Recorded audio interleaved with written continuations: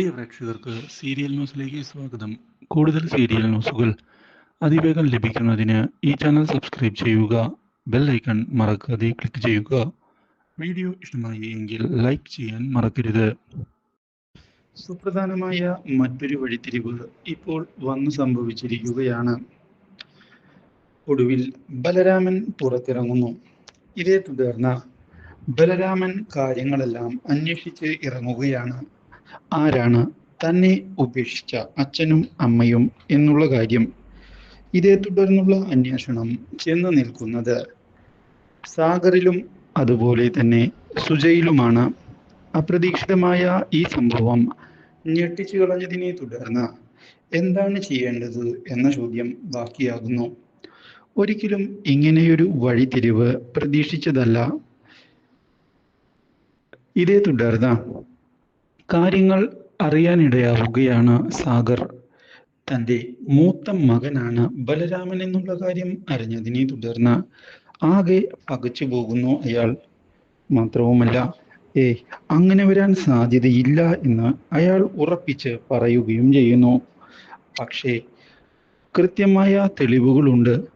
ഞാൻ വെറുതെ പറയുന്നതല്ല, ലാലി പറയുന്നു.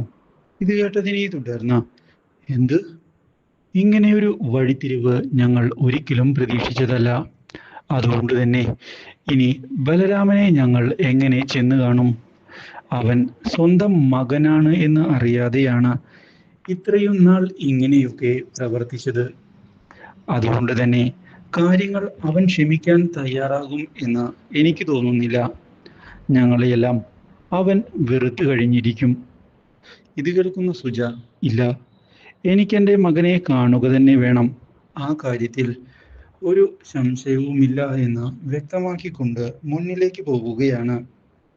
ഇതേ തുടർന്നാണ് ബലരാമന്റെ മുന്നിലേക്ക് സുജയും അതുപോലെ തന്നെ സാഗറും എത്തുന്നത്. മോനെ ബലരാമ, എന്താടാ നിനക്ക് വിശേഷം എന്ന് പറഞ്ഞ് കെട്ടിപ്പിടിക്കാൻ പോകുമ്പോഴാണ് ബലരാമൻ പൊട്ടിത്തെറിക്കുന്നത്. നിങ്ങൾ എൻ്റെ ആരുമല്ല. നിങ്ങൾ എന്നെ ഉപേക്ഷിച്ചവരാണ്. എന്നെ വളർത്തിയത് എൻ്റെ അമ്മയായ സുമിത്രയും ബാലുവുമാണ്.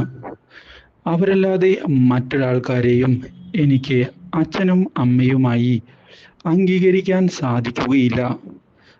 ഇത് കേട്ട് ഞെട്ടിപ്പോകുന്ന സാഗർ, ഞങ്ങളോട് ക്ഷമിക്കു മോനെ, കാര്യങ്ങളൊന്നും അറിയാതെയാണ് ഇങ്ങനെയൊക്കെ സംഭവിച്ചത്. നിനക്ക് കാര്യങ്ങൾ മനസ്സിലാകുന്നില്ലേ എന്ന് ചോദിക്കുകയും ചെയ്യുന്നു. വിചാരിച്ചതുപോലെ അല്ല കാര്യങ്ങൾ എന്ന് വ്യക്തമാക്കുകയാണ്. ഇതേ തുടർന്ന് സാഗർ, ഞങ്ങൾക്ക് തെറ്റുപറ്റിപ്പോയി എന്നുള്ള കാര്യം ശരി തന്നെയാണ്. അത് നീ മനസ്സിലാക്കണം. ഞങ്ങളുടെ കൂടെ നിൽക്കണം.